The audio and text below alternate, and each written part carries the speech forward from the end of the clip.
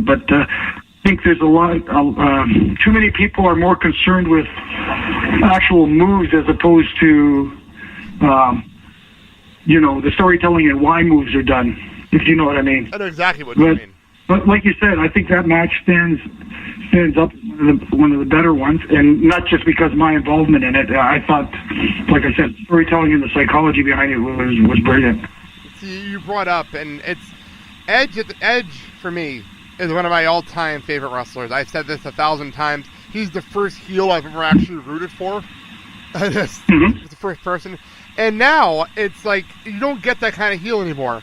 And I bring that up because, and this has to do with NXT and everything going on right now, Kevin Owens always reminds me of like an Edge, where he is so hated, and you want to hate him. Do you think that's a good comparison?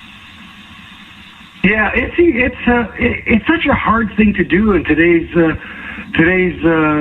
wrestling business, is to be a heel, especially when you're someone that has to deal with the audience that we're dealing with today, because they're completely different from the audience of years ago. I mean, I don't want to say it was easy being a heel back in the day, but it was, I think, a little easier because the audience wasn't privy to as much information as they are now. Yeah. A lot of the audience, and I'm not saying this to be disparaging, but a lot of the audience back then didn't think they know as much as they know now. Well, it's also the internet era. We're also in the internet era. Yeah, the internet, social media has really changed the game and how the audience watches wrestling, especially the hardcore wrestling fans, the real diehards. And I know people call them the internet wrestling community, and they say, well, you know what, everybody's on the internet. Yeah, but it's just a name label to a certain group of people on the internet. But anyways, I digress. It's just... It's so tough being a heel, especially you get a guy like Kevin Owens, who I've seen from the Indies, and he was such a quote unquote internet darling. Yep. And that's not a knock on Kevin Steen, because I have seen Kevin Steen work in the Indies. I've actually had the privilege of working one of his last matches before he headed down to NXT up here in Canada, and I really enjoy his work. I think he has a bright future. I think this is a guy that could be a money maker for the company. But like you said, the challenge is for him, if he's going to be a heel, for the crowd to universally boo him. But it's that crowd that likes, the guys like a Sami Zayn, like a Daniel Bryan. Daniel Bryan. Again, internet darling. So it's going back to the heel. I'm jumping all over the place here, but anyway, it's so tough to be a heel because the game changed. And I'm rambling again here, but the game changed way back when. I think let's go back to the NWO days, and I'm not pinning this on them specifically, but when they became cool bad guys, and people went, you know what? It's kind of cool to be a bad guy. Kind of cool to be like these guys. It's kind of cool, like, to come out there and act all cool and survey says and all this stuff. So it kind of like, why do I want to boo these guys? These guys are fun. Yeah. Do you know what I mean? Yeah. So challenging today now, jumping back forward to today, I think Seth Rollins is a guy that's doing a good job being a heel despite being a quote-unquote internet darling, and I think Kevin Owens is simple little thing that he did on Monday night by just stomping on the U.S. title. Yep. If I can use this language, what a dick move. Exactly.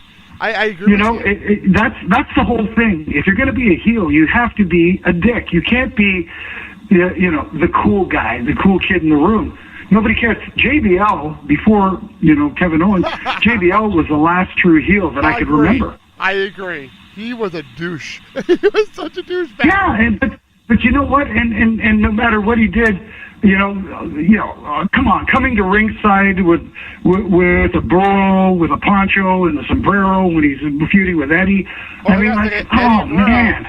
Remember, you couldn't get away with it now in our politically correct world. Oh, trust me. There's one thing with JBL I'll never forget. I always bring it up was the Mexicans over the border Yeah, exactly. I mean, you know, it's stuff that makes people go, what a dick.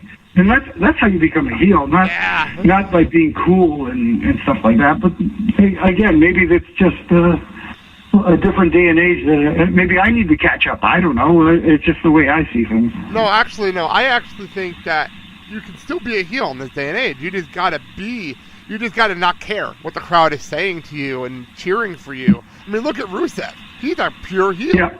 He's a pure heel. Everyone hates him. And maybe the fact that he is so bad to Lana now too, but he is such a heel. Right, and you have to commit to it. You can't do it half-assed. You have to be, you know, and people will look at,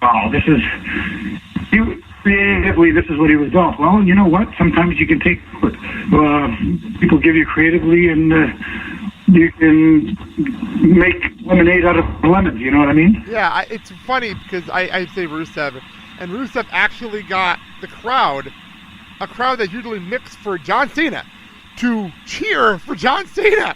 The smart crowd to cheer for Cena because he was such a jerk. It worked so well. Yeah. And I'm glad you brought up John Cena because, I know a lot of people are not fans of his. I'm a huge fan of his. I'm a huge fan of his, too. I love the guy. You know, despite not even overlooking the fact that he's been, you know, elevating young guys in the last few weeks with this U.S. Open Challenge, even before that, when people keep talking about, you know, pay-per-view matches and, you know, oh, what a great match Cena had with Brock Lesnar. Oh, what a great match Cena had with Randy Orton. Oh, what a great match Cena had with CM Punk. Oh, what a great match Cena had with insert name here. Shawn Michaels. He's having all these great matches with all these different opponents. He had a great match with the great Khali. Yeah, I remember those. You know what I mean? And I think it was 2007. I remember that. So, you know, for a guy who can't wrestle, so to speak, so true. having some pretty good matches, and he's keeping people entertained. So that's why I always say there's a difference between being a great wrestler and a great worker. Yep, I agree with you. You bring up John Cena. It's a very good thing. You actually saw the evolution from the rapper Cena to babyface Cena being the most popular guy in the world to all of a sudden being that most hated guy but not turning heel phase. What was that like backstage? Yeah, it was interesting, and it's like I always say, as long as you're eliciting a reaction, you know, maybe sometimes it's not the desired reaction, but you still resonate with the people. Nobody resonates more than John Cena. Obviously, they keep calling him the most polarizing figure in WWE history, which, you know, quite frankly, he probably is. I mean, you look at a guy like him who's the face of the company right now, and all the work he does behind the scenes, the charities, the Make-A-Wish, and all that sort of stuff, and you got to admire the guy for all the work he does. But at the same time, here's a guy who is vilified by a certain segment of the audience, but at the same time is still the number one draw, the number one merchandise sales guy, and the number one most requested guy ever for charitable work. He's doing something right. Exactly. I agree with you. And you know what? I thought the podcast he did with Chris Jericho was really good, and people, you know, are always skeptical that it's a company thing. They're towing company lines. You know, the guy you saw on Jericho's podcast, that's John Cena. That's John Cena the person, not John Cena the in-ring performer. I mean, I which are actually not too far apart. You know what I mean? It's not too far removed. I think the difference between John Cena the performer and John Cena on Jericho's podcast, he didn't even have any merchandise on, and that to me said, okay, fine, we're not selling anything. We're just going to talk. We're just going to chit chat and have some fun for an hour, which I appreciate about that interview. Yeah, absolutely. And you know, speaking of interviews, I know coming up, I guess they're bringing back the Stone Cold thing. I mentioned on Aftermath last night on our show that I like the fact different from Jericho. It's not. I'm not liking one over the other. I'm just saying that the guests that are coming up for the Stone Cold podcast, the one that intrigues me the most is the Undertaker, because you're going to see him in a setting you never get to see him in, So this is going to be very, very interesting, and I can't wait for that one. Yeah, that's going to be fun. That's going to be a lot of fun. Okay, because we're jumping around. We're just jumping around on topics here. Yeah, I tend to do that a lot. You know what? You should listen to my interview with Christopher Daniels. We did the exact same thing. We just jumped around. Yeah. So, anyway, back to what I was about to say. So you said Taker, and the evolution of Taker has been interesting as well. Went from the dead man to whatever that ministry thing, and then Biker Taker, and then now. And you obviously got to be in the main event with the Taker we all know and love. What if that transformation has been surreal? And from your point of view, which Taker is actually for you the best one out of all of them? Ooh, the best Taker out of all of them? The best incarnation of the Undertaker?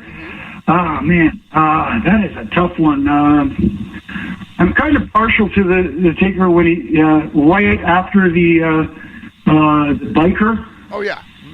Because it was kind of like a reinvention of the old Taker and going back to the dead man. Yes. And I really that's it was kind of like, yeah, this is cool. This is who he should be and that sort of stuff. Not that the Biker Taker didn't work, but it was fine too. But the thing that was cool about the Biker Taker was he may not have been, so to speak, the dead man, but he didn't really lose any of that aura. You know what I mean? Yeah. It was a different kind of aura, but I don't think he lost that. What I mean? So, but once he abandoned the motorcycle and went back to being the true dead man, that's the Undertaker I liked. Yeah, I actually, between that and I actually always appreciated Taker as the Biker Taker.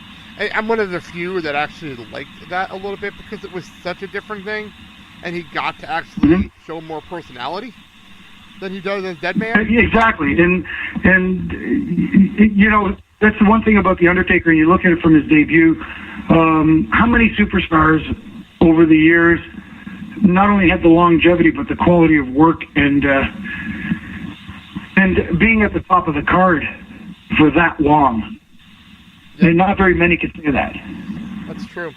That's very true. And again, he's another guy, being as big as he was, and arguably the best big man ever, here's another guy who could work with any opponent of any size and make you believe that they're having a competitive match. Look, I remember him wrestling Rey Mysterio, and there were points in the match where you actually thought, hey, you know what? Rey might win this thing. I felt that. I think it was that's amazing. I think it was a match with him and Jeff Hardy. They had that ladder match that I always talk about. That you believe Jeff can actually win that thing. That's exactly the same mentality. Exactly. Yeah, I agree. Yes. The thing that's coming to mind as I'm talking here. Okay, and here's a name that I actually wanted to ask about now that I'm thinking about different people from the SmackDown era. Dave Bautista is a guy that started as Deacon Batista, one of the weirdest things I've seen him do. Went to Evolution, came over to SmackDown and became what he became, and now he's a movie star. He's a movie star. Did you ever see that in Batista, expecting to be the movie star that he's become? You know what? At the time, I wouldn't have thought of it, but you know what? Knowing Dave and knowing the kind of guy he is, you knew that if he wanted to try it, that he would succeed. Because that's just the type of guy he is. He puts everything into it. It's everything into everything he does. And that's why he became so successful in wrestling, is because, I think he gets a bad rap sometimes. I think he's, in my opinion, underrated as a performer. Mm-hmm. And I think a lot of it has to do with his, again, going back to a certain segment of the audience that are of the mindset that if you didn't come up through the indies, then you're part of the WWE and we won't back you. And I think that's kind of like a comparison I'm making with him and Roman Reigns right now. Uh-huh. But Dave got over huge for a while there, and then it was, for some reason, there was this weird, we don't like Dave anymore. And I don't know what it was. I thought